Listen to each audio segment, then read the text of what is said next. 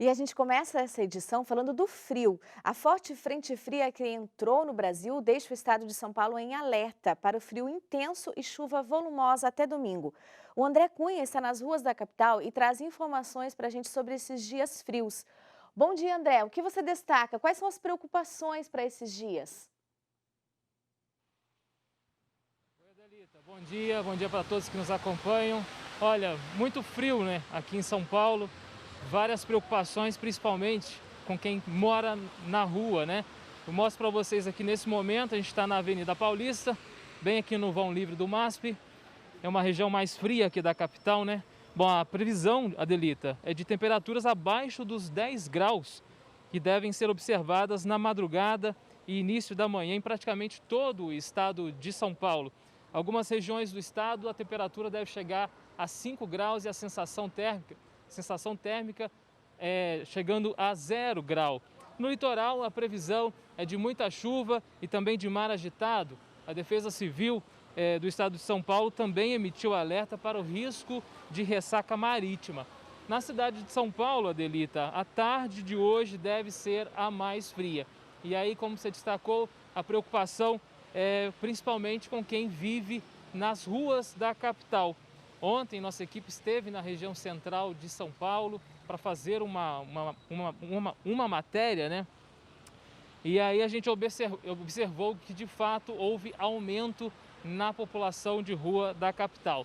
Na ação de solidariedade dos franciscanos, que acontecia no Largo São Francisco, onde eram distribuídas as marmitas para essas pessoas, a fila estava bem longa, um sinal bem claro de que houve de fato aumento, né? Segundo os organizadores dessa ação solidária, os freis franciscanos, em março o número de marmitas distribuídas era de 2.000 e em maio já chegou a 5.000 marmitas. O prefeito Bruno Covas disse ontem que a prefeitura está preparada para o fim de semana frio e afirmou que todos os moradores em situação de rua que procurarem abrigo serão atendidos. Segundo Covas, durante a pandemia da Covid-19, 1.200 vagas de abrigo noturno foram abertas na cidade para atender esse aumento da população de rua. Mesmo assim, é preocupante a situação de quem vai passar o frio nas ruas de São Paulo. Adelita. Muito obrigada, André, por suas informações. E aí, como você falou, o frio aqui em São Paulo, né, é intenso, mas ele ainda é maior no sul do país. Uma massa de ar polar histórica já está fazendo as temperaturas despencarem. Em algumas regiões nevou ontem e geou hoje de manhã. As informações com Tomás Guarese. A espera do frio cria expectativas, mas também belas paisagens. Ontem, 9 horas da manhã, as temperaturas no Rio Grande do Sul já estavam apontando que a noite seria fria. Logo após as 7 horas da noite, em Canela, na Serra Gaúcha, já houveram os primeiros registros de queda de neve. A perspectiva é que as temperaturas cheguem à marcação negativa e se mantenham próximas a zero nos próximos dias. Ainda aguardando aquela foto na neve, as pessoas aproveitam para se aquecer como podem. A geógrafa Débora Rodrigues, que é especialista em climatologia da Estácio, nos fala sobre esta expectativa no centro do país e para outras regiões. E qual a diferença dessa frente fria para as demais que a gente tem vivenciado normalmente? É que essa frente fria, ela está resfriando desde a alta troposfera até a parte mais baixa. Geralmente, a camadinha de ar perto da superfície é mais aquecida e dessa vez isso não está acontecendo, o que contribui, né, juntamente com a chuva, com a nebulosidade, para a formação da neve nas áreas que já são tradicionalmente mais frescas, como é o caso das serras catarinense e gaúcha, por exemplo. Em agosto de 2020, neve em Bom Jardim da Serra, no Hotel Fazenda Rota dos Cânions. Mas à medida que vai subindo o território brasileiro, essa frente vai perdendo força e por isso a condição de formação de neve é menos atuante. Então sim, essa frente fria está trazendo muita chuva, nebulosidade, baixas temperaturas. Vai ser como se estivéssemos fechados em uma câmara frigorífera sem sol, com céu nublado e aquele ar gelado passando sobre as nossas cabeças mesmo. certamente a sensação de frio vai ser bastante intensa. Então, olha só, que fique claro, para a formação da neve é necessária a atuação de nebulosidade, de baixas temperaturas e chuva. Mas precisa de mais. Precisa de temperaturas muito frias em grande parte da atmosfera e não só em grandes altitudes, exatamente, né, o que essa frente fria vem trazendo, mas à medida que avança, né, para norte do território, ela tem perdido intensidade, o que reduz a possibilidade de neve além dos limites da região sul. Neste sábado ainda deve gear em quase toda a região sul. Vamos ver como fica o tempo hoje e no final de semana em todo o Brasil.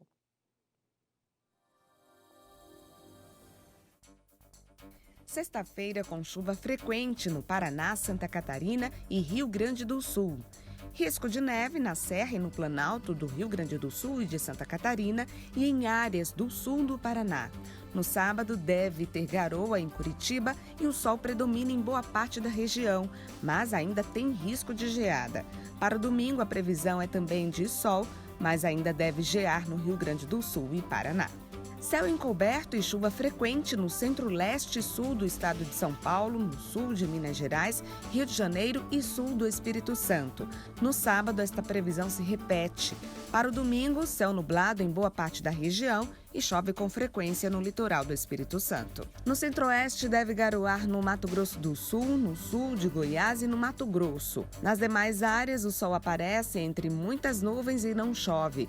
No sábado, há risco de geada em boa parte do Mato Grosso do Sul, mas o sol brilha forte em todas as outras áreas da região.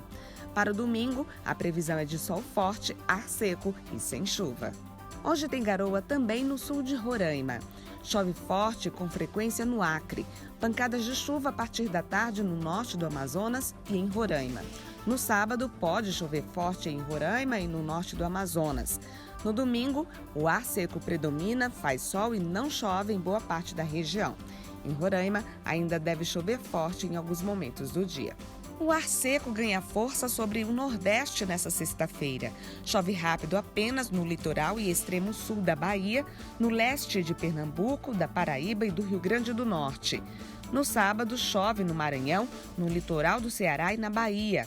Faz sol nas demais áreas. Para o domingo, o tempo fica instável, com chuva frequente no extremo sul e litoral sul da Bahia. E agora a gente muda de assunto. Ontem, em Brasília, a Câmara manteve o veto dos reajustes salariais dos servidores públicos. E agora a gente vai lá para Brasília ao vivo com Otávio Martins, que vai falar para a gente essa e outras notícias do dia aí na capital federal. Bom dia, Otávio.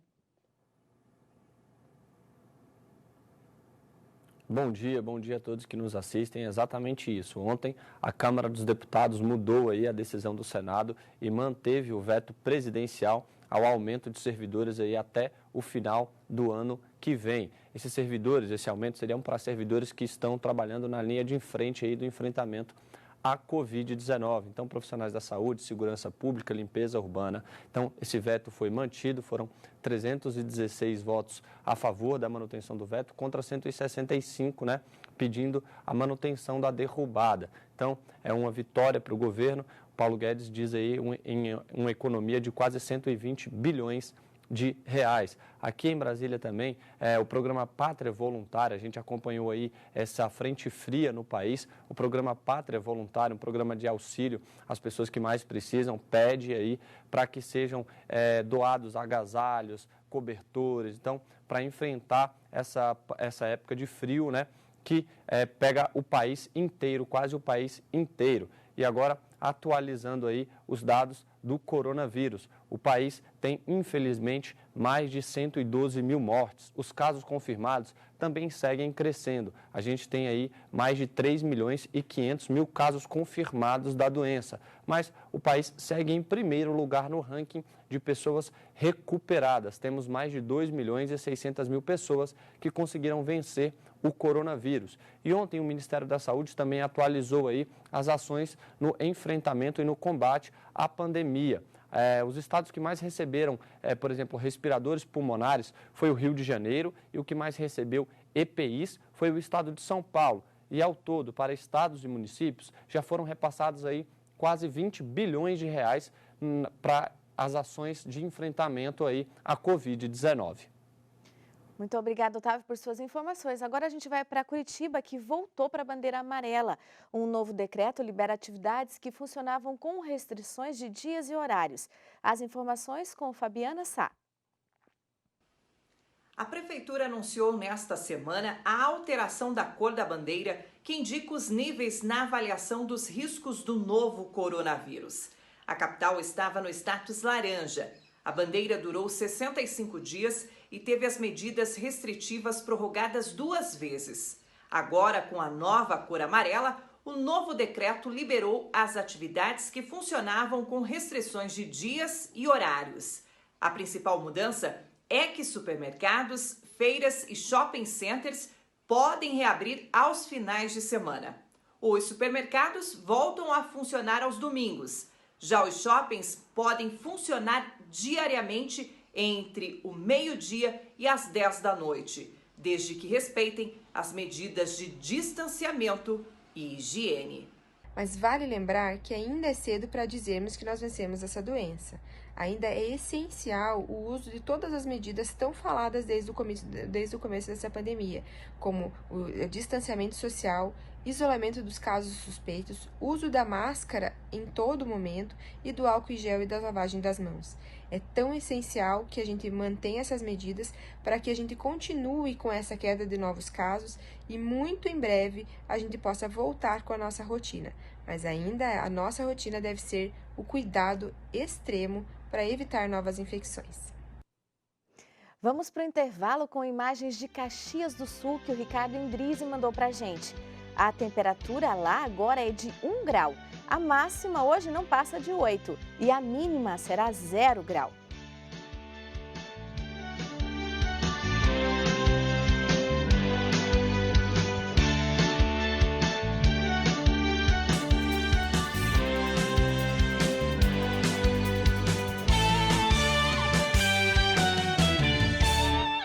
E agora a gente volta com notícias internacionais. José Miguel Encarnação fala conosco direto de Macau, na China.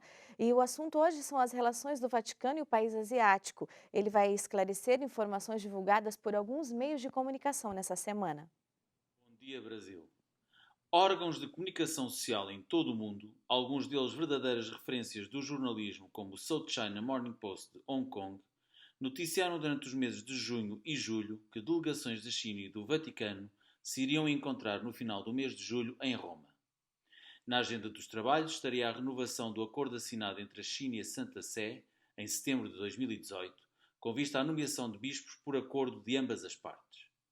Ao que apuramos, junto de fontes de Macau e de Roma, ligadas à ação pastoral e ao mundo académico, até ao momento não há qualquer informação, mesmo não oficial, de que o encontro se tenha efetivamente realizado e, claro está, muito menos o que foi discutido e acordado. Segundo as fontes ouvidas em Macau e Roma, as notícias vindas a público não deverão passar de mera especulação, sendo que o mais prudente é esperar por um anúncio oficial por parte dos dois Estados. Na realidade, desde o pontificado de Bento XVI que a China e o Vaticano mantêm um diálogo permanente.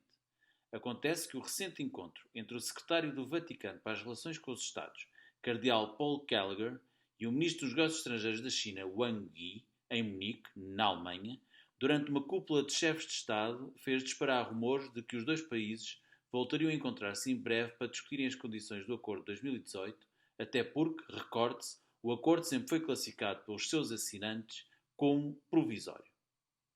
De Macau, José Miguel Encarnação para o Canção Nova Notícias. O coronavírus volta a ser destaque no noticiário internacional, mas a corrida eleitoral americana também continua sendo assunto nesta sexta-feira. Biden exorta os americanos a se unirem para superar essa temporada de escuridão. Esta é a manchete do The Washington Post nesta sexta-feira. O ex-vice-presidente e senador por 6 mandatos nos Estados Unidos pede otimismo em uma época de medo nacional. O discurso de Joe Biden conclui 4 dias de pompa virtual em que os democratas retrataram a sua luta contra o presidente Trump. O destaque do espanhol El País são os novos casos de coronavírus pelo mundo. A manchete diz: a Alemanha registra mais de 1.000 casos pelo 5º dia consecutivo. França retoma os patamares mais difíceis da epidemia. Na Espanha, foram notificados 3.349 novos casos nas últimas 24 horas. A pandemia ultrapassa 22,6 milhões de infecções em todo o mundo. E o francês Le Monde afirma que a Suécia resiste à obrigação de usar máscara. O país já havia escolhido por não confinar a população. Agora torna-se o único país da União Europeia a não recomendar o uso de máscaras. Vamos para mais um breve intervalo e agora vemos as imagens da cidade de Canela que o Cídio Stal mandou para a gente. A temperatura agora lá é de apenas 1 grau. A máxima deve chegar a 8 e a mínima prevista é de -2. Na cidade de Canela pode nevar a qualquer hora do dia hoje.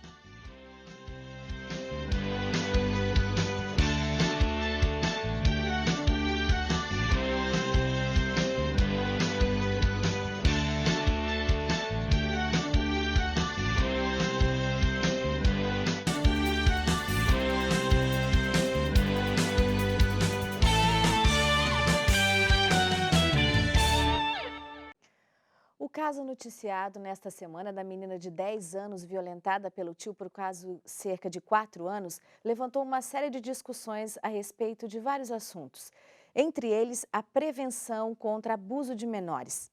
Aqui no Canção Nova Notícias, edição da manhã, vamos ouvir a opinião de Andréia do Espírito Santo, que faz um trabalho em instituições para combater o abuso de crianças. Será que existe prevenção contra este tipo de abuso? Sim, é possível que os pais e os educadores conversem com a criança de uma maneira positiva, simples, lúdica, sobre a prevenção ao abuso e as crianças não ficarão assustadas, porque isso acontece falando sobre o nosso corpo, a celebração do nosso corpo, como ele foi criado com tantas funcionalidades, como é bom ter o nosso corpo e falar da autoproteção, do cuidado com o nosso corpo, com a saúde e com o corpo e saber que ele é nosso, ele é só nosso. Falar com a criança sobre a privacidade do corpo dela, que é só dela, e a intimidade, que as partes íntimas dela ficam sempre guardadas, protegidas pela roupa íntima, a calcinha nas meninas, a cueca nos meninos. Inclusive, quando nós vamos à praia ou à piscina, as roupas de banho, o biquíni, a sunga também fazem isso. Então, ensinar para a criança esses conceitos, e isso pode ser feito através de jogos, quebra-cabeças, brincadeiras, atividades, músicas, também contação de história. É possível contar histórias lúdicas, infantis, com o tema da proteção, da autoproteção. Tem uma gama de materiais para ensinar autoproteção para as crianças, inclusive uma campanha na internet que chama Campanha Defenda-se, com vários vídeos, animações de 1 minuto para as crianças, incluindo com legendas em libras, espanhol, inglês e também a legenda em português, o áudio sempre em língua portuguesa, que é uma campanha brasileira. Temos diversos recursos para isso. Quando os pais, eles descobrem ou uma suspeita, ou porque a criança contou, trouxe alguma fala, precisa primeiro fazer uma boa acolhida da revelação espontânea da criança, acolher essa revelação. Caso não tenha sido a criança que contou, não precisa fazer perguntas para ela. Encaminha, então, a situação de acordo com a necessidade para o posto de saúde, se for um flagrante, se a criança estiver numa emergência, ou diretamente para o conselho tutelar para denúncia. Mas também, se por qualquer motivo a gente não pode chamar o conselho tutelar e a gente também precisa preservar o anonimato de quem está fazendo a denúncia, nós temos o Disque 100, 100, uma ligação que nós podemos pedir a ajuda, falar o que a criança está vivendo, falar sobre a suspeita, as preocupações que nós temos com qualquer violação de direitos da criança, e o Disque 100 vai proceder para ter o endereço da criança, ou a escola onde ela estuda, a série onde ela estuda, e também chegar até o autor da violência. E você pode saber mais sobre este assunto no Boletim Canção Nova da Tarde. Ele começa a partir de 1h. Começa essa semana a Semana Nacional, ou melhor, começa hoje a Semana Nacional da Pessoa com Deficiência Intelectual e Múltipla. Esse assunto é um dos destaques do nosso site de notícias, que a Jéssica Marçal fala agora pra gente. Bom dia, Delita. Bom dia a todos. Essa semana é celebrada há 56 anos, mas foi oficializada em 2017. A proposta é conscientizar a sociedade sobre o papel da pessoa com deficiência no contexto social. Aqui no Brasil, nós temos as APAES, que realizam o trabalho de assistência social, defesa e garantia dos direitos e também auxílio na área de educação e saúde, por exemplo. Nós conversamos com uma mãe cujo filho tem síndrome de Down, recebeu esse auxílio da APAE e há mais de 20 anos está no mercado de trabalho. Ela testemunha como que o filho transformou a vida de toda a família para melhor. Falando do Papa Francisco, ele enviou uma mensagem à comunidade de São Raimundo Nonato, na Argentina, seu país natal. E essa mensagem traz as recordações de seus tempos de Buenos Aires, quando ele mesmo participava dessa festa patronal. São Raimundo Nonato é padroeiro dos obstetras e celebrado agora, dia 31 de agosto. E eu encerro falando de mais uma reportagem especial sobre esse mês das vocações. Neste domingo, a igreja celebra a vocação dos cristãos leigos e leigas. Nós conversamos com a presidente do Conselho Nacional do Laicato, que destaca a missão do leigo na igreja, na família e na sociedade. E ela enfatiza a necessidade de testemunhar Jesus Cristo, principalmente ali onde a vida está ferida. E tem também o relato de quem abraçou essa vocação e é muito feliz por isso. Essas e outras notícias, noticias.cançãonova.com. Volto com você, Adelita. E o Canção Nova Notícias fica por aqui. Para encerrar, eu quero lembrar a você que você pode participar de um retiro online. Será em setembro, com alguns pregadores como o professor Felipe Aquino, padre Roger Luiz, doutora Filó, padre Diogo Albuquerque e Eliana Ribeiro. É simples para fazer inscrições. É só acessar o site saopaulo.cançãonova.com e nas redes sociais é só buscar @cançãonovasp. A seguir tem o programa Cantinho da Criança. Agora vamos ficar com imagens ao vivo aqui da capital paulista. Um ótimo fim de semana para todos.